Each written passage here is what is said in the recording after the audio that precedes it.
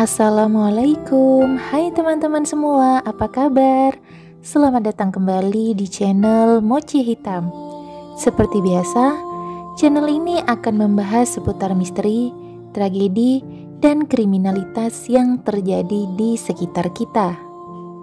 Dan kali ini, aku akan membahas beberapa kasus yang begitu menyayat hati, terutama bagi para orang tua. Di mana kasus kali ini melibatkan para ibu yang tega mengambil nyawa anak mereka sendiri dengan alasan agar anak-anak mereka tidak hidup menderita. Bagaimana hal mengerikan ini terjadi? Yuk kita simak bersama kasus ini.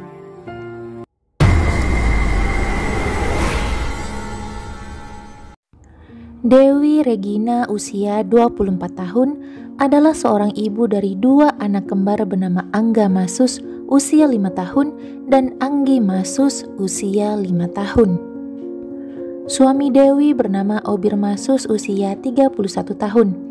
Obir sehari-hari bekerja sebagai tukang batu dan saat kejadian ini terjadi, dia sedang mengerjakan proyek pembuatan kolam lele di belakang tempat tinggalnya yang berada di Kecamatan 5, Kota Kupang. Siang yang naas itu di tanggal 5 September 2019 pada hari Kamis, Dewi bersama si kembar pergi ke sebuah kios untuk membeli beberapa snack. Saat itu, semua terlihat begitu normal, tanpa satu orang pun yang tahu bahwa Dewi telah merencanakan sesuatu yang mengerikan untuk si kembar. Setelah pulang dari kios, Dewi menyuruh si kembar untuk tidur siang. Kedua anak laki-laki yang lucu ini pun menuruti permintaan sang ibu. Tidak lama kemudian mereka pun terlelap. Tanpa menunggu lebih lama, Dewi langsung mengambil sebuah parang, kemudian mengayunkannya ke arah kedua buah hatinya tersebut hingga keduanya tak lagi bergerak. Si kembar mengalami luka di kepala, di dada, dan juga di area leher. Setelah itu, Dewi kemudian berusaha mengambil nyawanya sendiri dengan melukai lehernya, bagian kepala, serta perutnya sendiri. Lalu sore harinya sekitar jam 18 WITA, sang suami yang bernama Obir Masur kembali ke mesnya sepulang dari kerja. Saat itu Obir merasa ada yang aneh karena tidak biasanya pintu serta jendela kamarnya tertutup dan bahkan terkunci. Karena semakin khawatir, Obir segera mendobrak pintu dan menemukan kedua putra serta istrinya telah bersimbah darah. Obir pun segera memanggil bantuan untuk menyelamatkan keluarganya. Namun, sang putra telah meninggal dunia dan istrinya dalam keadaan kritis. Dewi berhasil diselamatkan dan setelah mendapat perawatan dan kondisinya telah membaik, polisi segera menginterogasi Dewi serta Obir. Dan tidak memerlukan waktu yang lama, Dewi mengakui semua perbuatannya. Dalam pengakuannya, Dewi merasa sangat marah dan dendam terhadap suaminya. Karena menurut Dewi, sang suami sering menganiaya dirinya meski karena masalah sepele. Ditambah lagi, tiba-tiba keluarga Obir di kampung tidak mau berbicara dengannya tanpa sebab. Kekesalan pada suaminya memuncak ketika Dewi meminta uang kepada sang suami untuk membeli pembalut. Akan tetapi, lagi-lagi sang suami masih mengabaikan permintaannya. Karena semakin kesal dan jengkel, terbersitlah keinginan di pikiran Dewi untuk mengakhiri hidupnya beserta kedua anaknya agar tidak menderita lagi. Sementara Obir di ruangan terpisah menolak semua tuduhan yang dilayangkan kepadanya. Dia mengatakan bahwa semua penghasilannya diberikan kepada Dewi istrinya, karena dinilai Dewilah yang bisa mengatur keuangan. Obir juga mengatakan dia tidak pernah memukuli istrinya, meski ada pertengkaran kecil, akan tetapi tidak sampai terjadi pemukulan. Akhirnya dengan ini, pihak pengadilan menjatuhkan hukuman kepada Dewi dengan dakwaan perlindungan anak dengan total hukuman 20 tahun penjara.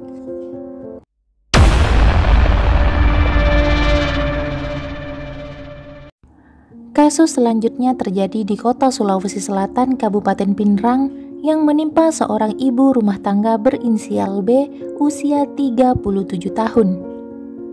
Pada awalnya, Rumah tangga Ibu B dan suaminya AS usia 40 tahun yang dibina sejak tahun 2002 terlihat baik-baik saja, selalu harmonis dan terlihat bahagia. Dan mereka pun telah memiliki 4 orang anak. Anak pertama laki-laki telah duduk di kelas 2 SMA, anak kedua perempuan duduk di kelas 2 MTS, sedangkan anak ketiga laki-laki usia 8 tahun dan anak keempat juga laki-laki usia 5 tahun. Keempat anak-anak ini sangat dekat dengan ayah mereka dan selalu dimanja. Ibu B dikenal sebagai pribadi yang baik dan suka membantu orang yang kesulitan. Bahkan, Ibu B membantu meminjamkan uang untuk orang lainnya yang kesulitan dengan menjaminkan dirinya sendiri. Disinilah masalah beban hidupnya mulai muncul, manakala utang yang ia tagih tidak dibayar oleh temannya yang dia pinjami uang, dan ia merasa malu kepada salah satu keluarganya yang punya perhiasan emas sebesar 17 gram, yang mana emas itulah yang dia gadaikan seharga 10 juta, dan uangnya itu Ibu B pinjamkan kepada temannya yang waktu itu sedang kesulitan. Kegelisahan semakin melanda saat jatuh tempo perjanjian pengembalian uang tebus emas yang disepakati itu kini telah tiba. Karena jaminan emas 17 gram akan dilelang jika tidak dilunasi pada hari itu juga. Karena itu, Ibu B merasa sangat malu dan merasa sangat tertekan. Ibu B sering berkeluh kesah terhadap suaminya, dan sang suami selalu berusaha menenangkan sang istri dan berkata agar tidak terlalu memikirkan hal tersebut. Bahkan sang suami mengajak jalan-jalan Ibu B untuk sekedar menghilangkan stres. Namun hal itu tidak kunjung membuat Ibu B merasa tenang dan malah semakin merasa tertekan karena memikirkan hutang piutang. Hingga terbesitlah sebuah rencana yang sungguh mengerikan yang akan menjadi mimpi buruk untuk keluarga ini.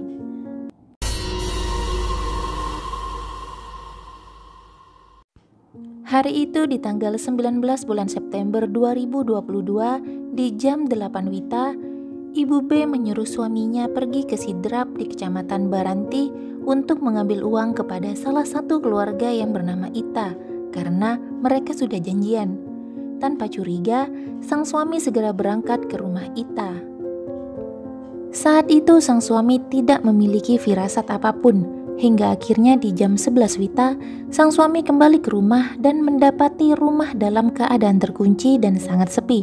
Padahal, kedua anak-anaknya di jam-jam tersebut pasti sudah berada di rumah bersama sang istri. Karena merasa ada yang janggal, AS pun segera mengajak beberapa anggota keluarganya yang lain untuk mendobrak masuk ke dalam rumah. Namun yang dia temukan adalah pemandangan yang seketika menghancurkan hati dan seluruh hidupnya. AS melihat tubuh kedua putranya yang masih kecil-kecil terbaring kaku di atas tempat tidur, dalam keadaan mulut yang sudah berbusa. Bahkan salah satu putranya masih mengenakan seragam sekolah. Sementara tidak jauh dari tempat anak-anaknya terbaring, terlihat tubuh sang istri, yaitu Ibu B, yang telah tergantung dan sama sekali tidak bergerak. Sontak hal ini membuat semua keluarga menjadi syok dan heboh. Dan rupanya sebelum meninggal, sang istri telah mengirimkan sebuah pesan suara di aplikasi WhatsApp untuk suaminya, seperti sebuah surat wasiat. Dan di dalam rekaman suara tersebut, sang istri menceritakan kronologi kenapa dia mengambil 2 nyawa putranya dengan cara memberi mereka racun pestisida dan mengambil nyawanya sendiri dengan cara yang sama, lalu menggantung dirinya sendiri. Ibu B merasa begitu malu karena tidak sanggup memikul beban hutang piutang dan sengaja membawa kedua putranya yang kecil agar tidak menyusahkan sang suami di kemudian hari. Kasus ini pun seketika menjadi viral dan membuat masyarakat menjadi ternyuh serta ikut bersedih untuk keluarga AS. AS dan kedua anaknya yang lain hanya bisa menangis dan sedih mengenang sang ibu dengan kedua adik mereka yang telah tiada. Pihak Gubernur Sulawesi Selatan Andi Sudirman Sulaiman melalui tim andalan Sulsel dan UPS Peduli turut memberikan bantuan beasiswa pada anak pertama dan kedua yang masing-masing bernama Muhammad Nabil 15 tahun siswa SMA 6 Tiroang Pinrang dan anak kedua Putri Nabila 12 tahun siswi MTS Tiroang. Kemudian bantuan pemerintah Kabupaten Pinrang bersama P2TP2A Pinrang juga hadir memberikan asesmen psikologi kepada kedua anak korban, Muhammad Nabil dan Putri Nabila, untuk mencegah terjadinya trauma. Dan setelah semua laporan juga otopsi selesai dilakukan, akhirnya mendiang ibu B dan kedua putranya telah dikebumikan dalam satu liang lahat di pemakaman desa setempat. Itulah beberapa kasus tentang kesehatan mental seorang ibu yang sedang terganggu, hingga akhirnya menyebabkan hilangnya nyawa anak-anak tanpa dosa yang masa depannya masih sangat panjang. Dari sini kita bisa semakin menyadari bahwa kesehatan mental sangatlah penting. Jangan sungkan untuk meminta bantuan kepada orang-orang di sekitar jika kita membutuhkan bantuan. Dan juga jangan pernah menyepelekan masalah kesehatan mental ya teman-teman. Tidak lupa, mari kita doakan agar semua korban dapat beristirahat dengan tenang, diampuni segala dosa-dosanya, dan diterima amal ibadahnya. Amin, Allahumma amin. Mungkin hanya ini yang bisa aku sampaikan untuk hari ini. Selebihnya, aku minta maaf jika ada salah-salah kata saat pembuatan video ini ya teman-teman. Sampai jumpa di video selanjutnya. Wassalamualaikum dan bye-bye.